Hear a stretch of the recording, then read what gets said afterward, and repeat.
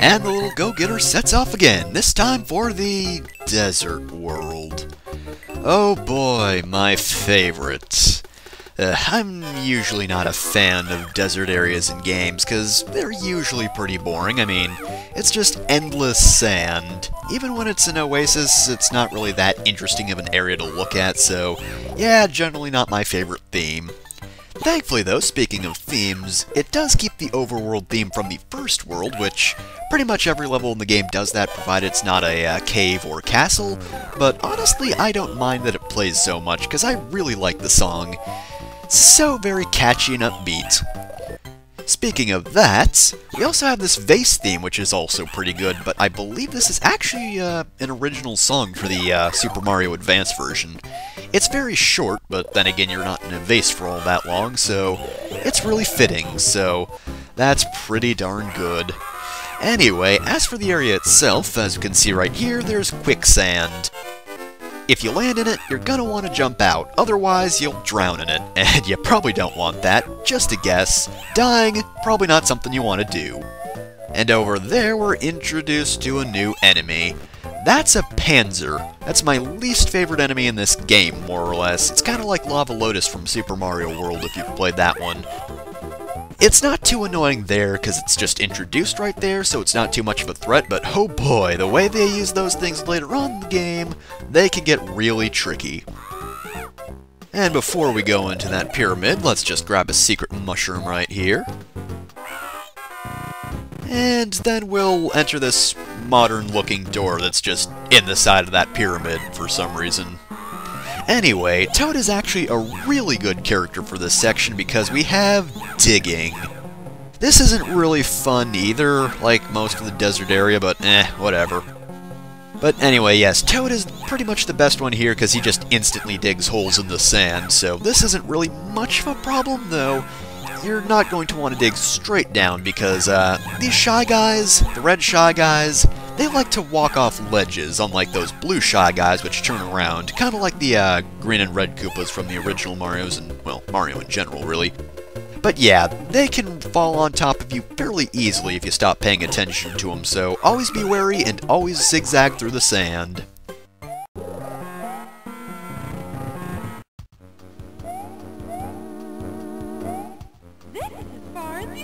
So this is actually the first difficult Birdetta boss, because of course there is a pit in here, well, two rather, so there is the possibility of dying even after you've picked up an egg. Now Toad is also good for this boss, because he does pick up eggs incredibly quickly, just pretty much instantly, thanks to his high power. So really, unless you're right at the edge when you pick up an egg, there's no danger of you dying. Unlike, say, Princess Peach, who there is a risk of actually fighting Birdo just because she takes so long to pick up an egg. And I'm gonna skip this. And nothing really happened. Alright, so, stage 2, which, this time, takes place in the day. Whoa, amazing! Oh, well, we start in a cave, but once we leave this admittedly pointless cave, yeah, now it's day. It's not really a big change, but it's a neat bit of change of scenery, so fair enough, I guess. We also have those snakes, which can actually be kind of annoying. Sometimes they serve sort of a piranha plant role, except they're a bit more annoying because they jump, they can fire bolts faster than piranha plants can shoot fire, and of course they can jump out of sand or move around. They've actually got a few different little bits of AI, really. They're multi-purpose snakes. We also have a huge thing of quicksand, and I got shot by a snake puking out a bullet. Just lovely. I believe this different quicksand will actually drag you in faster, so do be wary of that. And we've got this little area over here. This is actually a optional area. Yeah, thanks for that, game. Just spawn the Starman on this wall, why don't you? Anyway, you just come over here for a secret door. Also, I believe, POW block and extra life. Indeed, there is an extra life here. So yeah, here's the potion, and we just use it right here. No need to do anything fancy with it. Okay, that looked weird as hell. But yeah, anyway, easy enough secret mushroom to find. And we continue on. Oh boy, snake vases everywhere. This is actually kind of a tricky area to go through. Also, we have pokies here. Pokies are pretty unique in that you can pick off their head and, well, their body really, but their body sort of transforms into a head like that. Yeah, when a head comes off, the part of the body becomes a new head. It's actually pretty weird, but hey, whatever. But yeah, you can use them as multiple projectiles, or you could just, you know, throw them at yourself, or throw them at themselves, rather. Don't throw them at yourself, because that can be done, and it's not a good idea. But yeah, you can get a lot of points by throwing them at themselves. This digging segment gets a bit trickier. Like I said earlier, zigzag through this area because otherwise those red Shy Guys are going to catch up with you. They look like they move fairly slowly, but they catch up rather quickly, to be completely honest. Like right now, they are actually tailing me pretty well. Surprisingly well, really. Also, Sniffets are here, but honestly, they aren't that big. They jump up, so once you get past them, they're not a huge issue, though of course I guess they can fire at you. But all in all, not a huge threat. Plus there's usually like one of them at a time, so nothing much to deal with. This potion can be a little tricky to find. Well, not the potion, but the secret mushroom, rather. It's not down there, it's up here. Of course, this would probably be the second place you check after the, if you use it at the bottom there. Because it's just a large little hole in the sand, so it's pretty high up on the list of things to check out, really. And that Sniffet didn't even fire fast enough to be a threat. Oh, and if I remember correctly, indeed, we have Sassy Red Birdetta now. So this one works a bit differently than Pink Birdetta. If she wants to. Well, first off, you can take off her little bow. For some reason, you can't do that when Birdetta's pink, but you can when she's red, so I don't get that, but whatever. But anyway, yes. She also shoots fire in addition to eggs, and it should be obvious, but don't touch fire. It'll hurt. I mean, I'm sure you all know that, but hey, maybe someone out there is like, why didn't you pick up the fire? There was perfectly good fire to use on her. Why are you the worst at video games, Aaron? I demand an explanation for this. Also gonna skip this. Predictably, I got nothing but those pity lives. And with everyone's judgmental gazes, we move off once again to a night area. Of course, this one's gonna be our castle stage. Well, really it's more of a pyramid stage, as I'm sure you can guess. And we got Bezos to start out with. Stupid Bezo bozos. We also got a little area to the left, so I guess this is kind of a tricky... Go away, Shy Guy. Tricky secret mushroom to find just because you wouldn't think to go left. I mean, usually that's not the mentality. Usually it's, hey, let's go right all the time. And thank goodness that Shy Guy didn't spawn. Alright, now let's actually get started with this area. It's not quite a straight castle stage. There are a few entrances, and I want to ride the... I also forgot you can't really ride Bezos, because you kind of move off of them. Yeah, they move forward without you, so I kind of have to jump like that. There we go. That wasn't too bad a jump, really. So there's a thing over here. Nothing much, though. I believe this is the one we want. Oh, jeez. Thank goodness that didn't land in front of the proper door, because then I probably wouldn't have gotten it. And we get plenty of coins to have. So not too much there.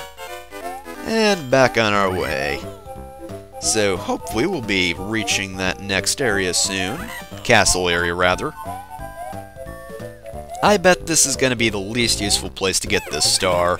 The Bezos are just going to stop spawning right now. See? See any Bezos? Told ya. Bezos just stopped spawning and I got stuck in quicksand. Of course, that would have been good for that Pokey if I got here quick enough. Pokies can be good for extra lives if you can attack them alongside some other guys.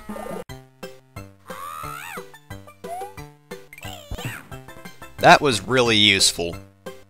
Apparently, those Shy Guys aren't even affected. You'd think they would be.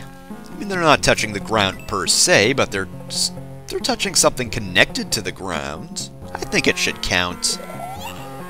Oh boy, and did you see those Phantos? I bet you did. Oh, those Phanto masks. Oop, whoops. Oop, jeez. Ah, screen transitions, no! Okay, that is kind of annoying. Stupid screen transition. Oh, spawned right on top of it. Okay, and now it's time to start digging.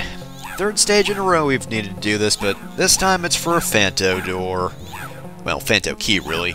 I don't think they have much to do with the door. Oh dear, that was a big mistake. Thankfully, it's one that didn't hurt me somehow. That was also a big mistake, but that one did hurt me. I kinda deserve that for playing like an idiot. So I'm sure you know how this is gonna go. We're just gonna dig all the way to the bottom, grab a key, and then jump our ways back up, because it's pretty much how it's gonna work. It's pretty much the only way it could work, really. Oh! See what I mean? Gotta zigzag all the time, otherwise you're just hurting yourself. This is actually a fairly easy segment, to be completely honest. Because, unlike the other time, there's nothing really stopping you, because you had to fall last time, and you could fall on platforms. This time it's just jump up over and over again, and it's fairly easy to just throw the key and get Phanto off your back without any bad repercussions like throwing the key off screen or something. I mean, it's not like that was... I've stuck myself under the key. That... I don't even know how I did that. But yeah, it's not like it was that easy to throw the key off screen in the first world, or first castle rather, but, you know, it could happen, you never know. But yeah, this is fairly easy. And hey, if you play it right, you might also get some invincibility too, so really, much easier segment than in World 1. Speaking of invincibility, you can also get some cherries here for a Starman. And I did, what do you know? Where'd you go? Oh, I'm definitely gonna want this. Hey, Panzer, fuck you! That is so satisfying. Because it's Panzers and Lava Lotuses, or Lava Lodi, whatever, from Super Mario World. They are all the worst. This time we fight... Step right up. Get you ready to get toasted. Sick burn! Just like I'm about to do to you! Oh! Anyway, this is Triclad, the bane of some people's existence, but he's fairly easy here. Just throw these mushroom blocks at him. If you really need to, build a little barricade with mushroom blocks and then he can't really hit you, but that was pretty easy overall, so no need. Oh, by the way, since I didn't mention it last time, the main villains in this game are actually, their group is called the 8-Bit Club, or something of that nature. Well, it's like the 8-Bits or the 8-Bit Club, but yeah, main villain and all of his underlings, and I think even the enemies themselves, not just the bosses. Yep, they're all the 8-Bits. That's a very weird name, but whatever. And I don't think there's any secrets to show off, so, once this slot reel is over, that's going to be the end of the part, so I will see you next time for World 3. Ah, damn it.